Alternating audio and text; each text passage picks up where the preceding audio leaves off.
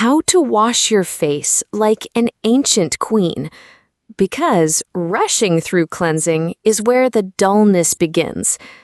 On Dress, Dine, and Shine, we don't just chase beauty, we rediscover it through rituals, textures, and timeless wisdom.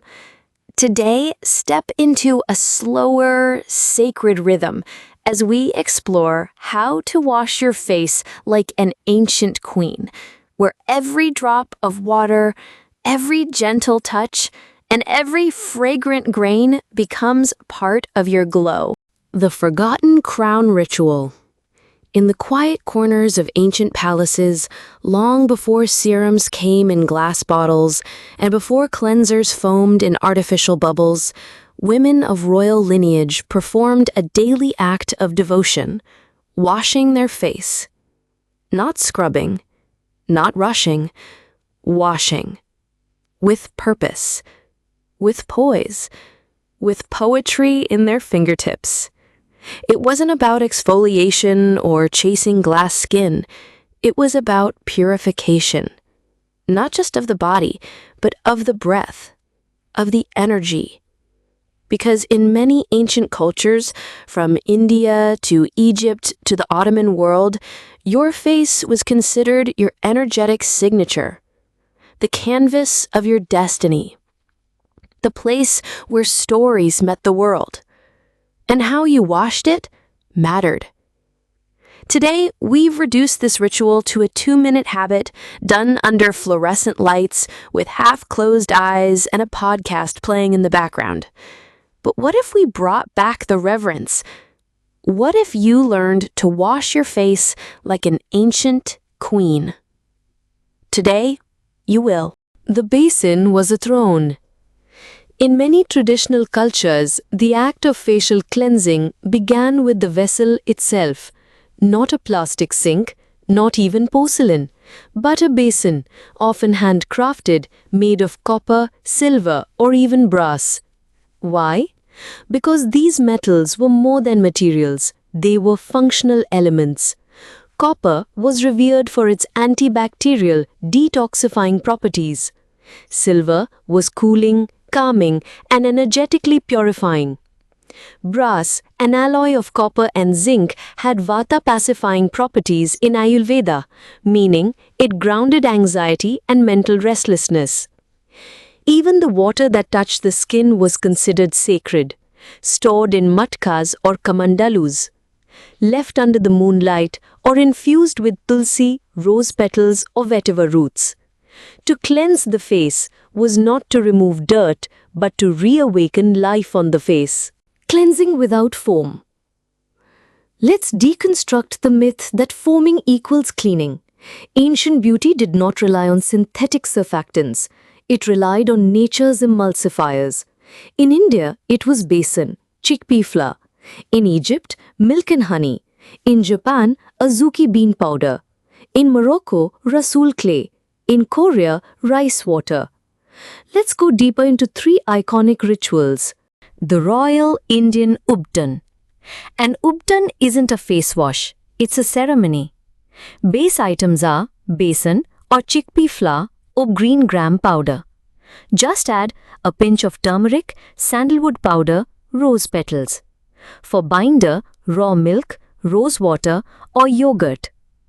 This wasn't scrubbed in. It was massaged gently, in circular motions, around the eyes, along the jawline, not to exfoliate, but to move lymph, to wake up skin memory, and to call back softness. Even brides used ubtan in the days before their wedding, not just for glow, but to soften anxiety. Egyptian milk rituals. Cleopatra's milk baths are legendary, but so were her milk rinses. Raw goat milk, rich in lactic acid, was splashed, not rubbed.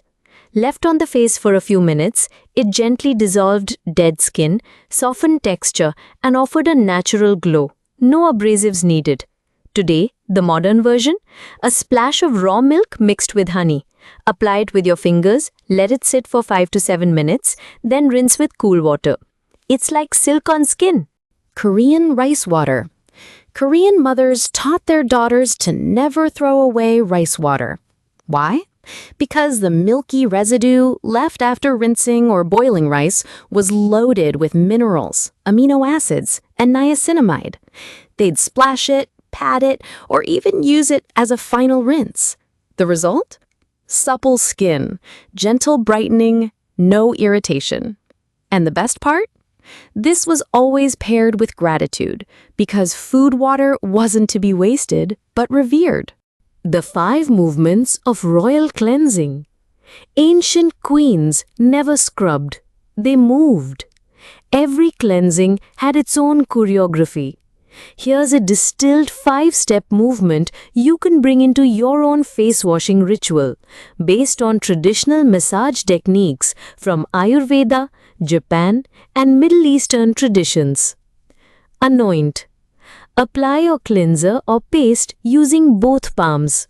Start from the center and move outward like opening a lotus. Flow upward. Using fingertips, move in slow upward circles, especially around cheeks and brows. This lifts tired tissue and invites circulation. Drain downward. Gently stroke from the temples to the sides of the neck. This drains lymph, reducing puffiness. Stillness on third eye. Pause. Hold your warm palms over the brow center for 5 seconds. This grounds the mind. Rinse with intention. Use lukewarm water, ideally infused. Rinse slowly 3 times, not rushed, not splashed. The forgotten cleansing allies. Our ancestors used more than just powders and liquids. They used tools and textures. Here are 4 allies you can rediscover. Soft cotton mulmul cloths, used in India and Persia for gentle wiping, softer than a towel, non-irritating. Silk cocoons. In China and Korea, silk cocoons were used to gently cleanse and exfoliate. They contain sericin, beneficial for skin hydration. Dried vetiver roots, soaked in water overnight, used to wash face in South India. Vetiver cools, tones, and tightens pores. Silver bowls and spoons, used not for luxury but for antimicrobial touch. Beauty wasn't in the product, it was in the relationship with the element. Beyond skin, cleansing as ritual. Why did ancient queens look radiant even without modern products? Because they weren't just cleansing skin, they were cleansing states of mind.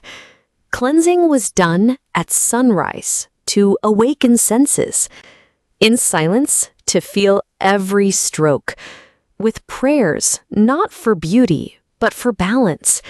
They whispered affirmations into their water bowls. They noticed which side of the face held more tension. They never cleansed in anger or rush.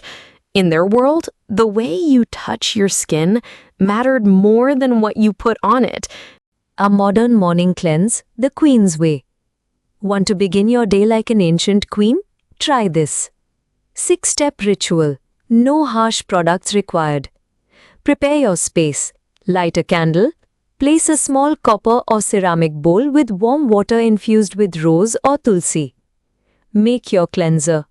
Mix 1 teaspoon chickpea flour, 1 pinch turmeric, and rosewater. Or simply use raw milk plus honey. Apply mindfully. Massage in circles, lifting skin rather than dragging it. Pause and breathe. Hold your palms to your cheeks. Inhale, feel. Rinse gently. Using the bowl, splash water slowly 3 times. Let it run off the face like a stream. Pat with cloth and close the ritual. Use a soft cloth. Apply a drop of oil, like kumkumadi or almond. Look into your eyes. Smile. Not for perfection, but presence. Why this matters now. In a world obsessed with 10-step skincare, where everyone is chasing glow through serums, peels, and acid toners, we forget Your glow doesn't begin with the serum. It begins with how you wash your face. It begins in the moment where you meet yourself, without distractions, without filters, without judgment. To wash your face like an ancient queen is to say, this skin is not a project, it is a prayer. So tomorrow morning, don't rush it. Lay out your bowl, choose your ritual, touch your face like you're touching history. Because you are.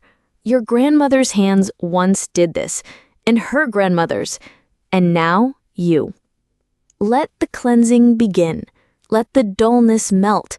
Let your skin remember who you are. If this awakened something ancient in you, don't forget to like, share, and stay with us here on Dress, Dine, and Shine, where beauty is never rushed and radiance begins within. Subscribe for more rituals, stories, and secrets that help you look good, eat well, and feel deeply, truly beautiful.